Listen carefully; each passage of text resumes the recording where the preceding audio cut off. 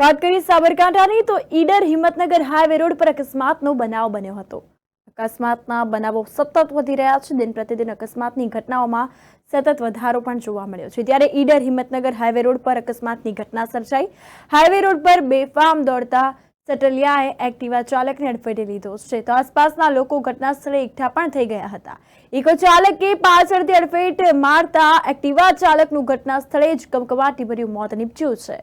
તો highway road પર બેફામ દોડતા સટલિયાઓને કારણે થતા અવારનવાર અકસ્માતો સતત વધી રહ્યા છે અને હાઈવે રોડ પર અકસ્માતને પગલે ટ્રાફિક જામના દ્રશ્યો પણ સર્જાયા હતા।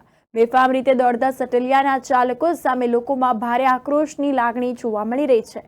તો મૃતક યુવાનની લાશની પીએમ અર્થે ખસેડવામાં આવી હતી। પોલીસ કાફલો પણ ઘટના સ્થળે પહોંચ્યો હતો અને આ અંગે વધુ તપાસ હાથ ધરવામાં આવી હતી।